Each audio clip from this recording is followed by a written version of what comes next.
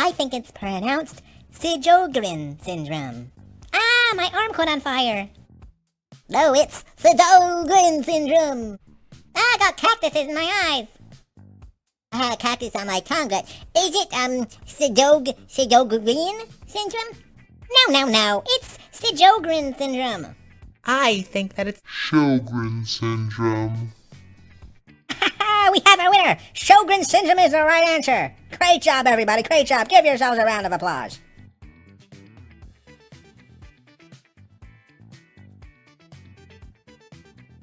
Hey, welcome to our scene on Sjogren syndrome. Since most people don't know how to pronounce Sjogren syndrome, we decided to make this scene about a contest on Sjogren syndrome. So here we go. Here's this guy over here, and he's jumping on top of, I guess this is the prize over here, this car going to the moon. The car going to the moon, this thing that he's jumping on, I'm not sure, but it's gonna help us remember the car auto, and the moon for autoimmune. Sjogren's syndrome is an autoimmune disease, and it's characterized by destruction of the exocrine glands, represented by the Xerostomia over here. Here's this X on the moon with the grin, the Xerostomia for exocrine glands. And then it's exploding to help us remember destruction of the exocrine glands. This is due to lymphocytic infiltrates.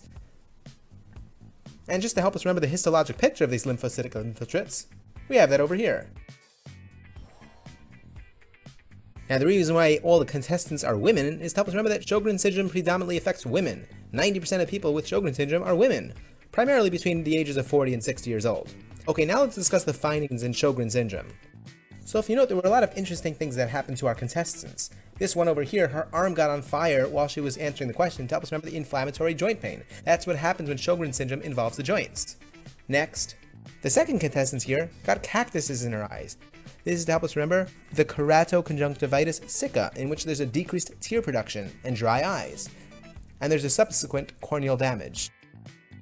Next, this one developed a cactus on her tongue to help us remember the Xerostomia, in which is dry mouth due to the decreased saliva production. This results in fissuring the tongue, represented here by the fissuring of her tongue that we can see. This contestant, you might have noticed, has an ant on her thigh for antibodies. Sjogren syndrome is strongly associated with autoantibody seropositivity. More specifically, autoantibodies to the ribonucleoprotein antigen anti-SSB, or anti-LA, are present, and anti-SSA, anti-RO.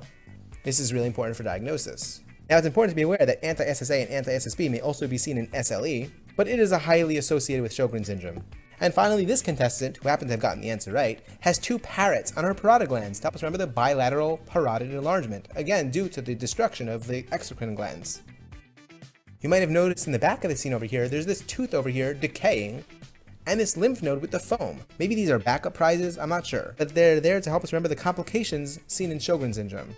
The tooth decaying is to help us remember the dental caries. This is because due to the decreased saliva production, there are going to be decreased amount of immunoglobulins, which are really usually in the saliva. And the lymph node with the foam is to help us remember the lymphomas, specifically the mucosa-associated lymphoid tissue, the MALT. Patients with Sjogren syndrome have a higher risk for MALT lymphoma. Okay, a final point we're going to make is treatment. There's no definitive treatment for Sjogren syndrome. Instead, treatment deals with symptoms. For example, good oral hygiene to prevent dental caries, as well as NSAIDs for joint pain. Okay, I hope you enjoyed this scene on Sjogren syndrome. Please leave your comments and take care.